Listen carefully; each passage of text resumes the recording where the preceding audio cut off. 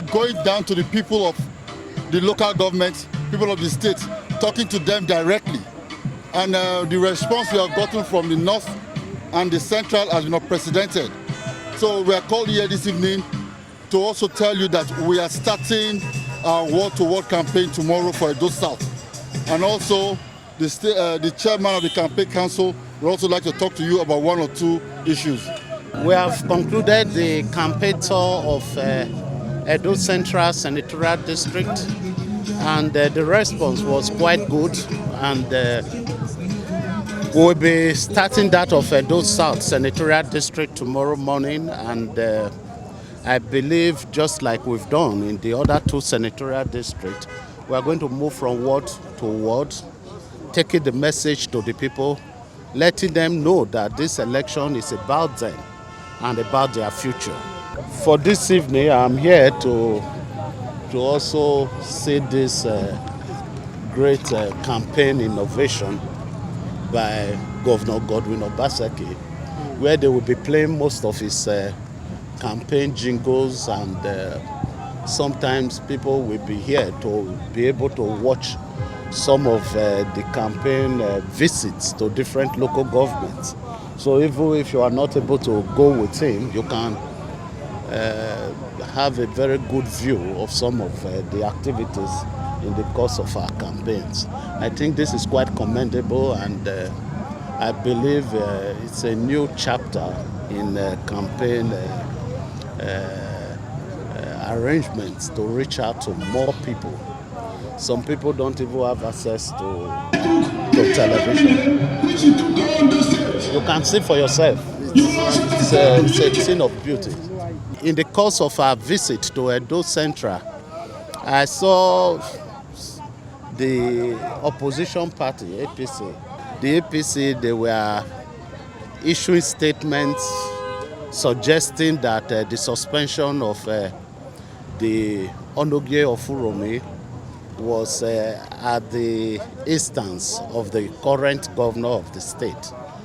I want to say quite clearly here that it seems to me that the former governor of Edo State, the former chairman of APC, Adams Oshiomhole,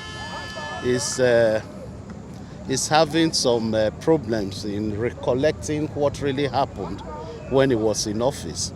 But I would like to educate him a bit. At the time the Oge of Uromi was suspended, Oshiomhole was still the governor of the state.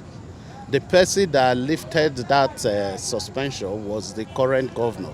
So they should go back and check their facts right. I know that there are a lot of things Oshiomhole did while he was in office, and today he's regretting them. That is why you see him going about kneeling down and begging people for forgiveness. So all he should do is to go with his candidates, Pastor Osage Ezeyamu, to the Onogie of Uromi's palace, and just like he's been doing, he should go there and kneel down and beg him for forgiveness. There is no point trying to change the story. He was the executive governor at the time the man was suspended. The current governor, Godwin Obaseki, was the one who took over, and he lifted the suspension order issued by Oshiomhole a few days to the end of his tenure. Well, I think for us as a political party, the issues for the elections are quite clear. Do we want to go backwards, where people can be suspended for no just reason, and you come a few years after to say if you have the opportunity again you will do the same, and a few days later you come out with a statement to say where the suspension was instigated by another person? Well, I believe it is time for politicians to behave as honorable people.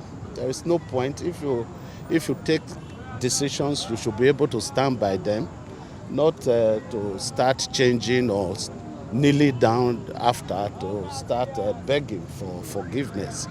I think that is a lesson for those aspiring to government positions. They should learn to to take their time before taking certain decisions. It's remained for me to say that we should give special thanks to Mrs. Obaseki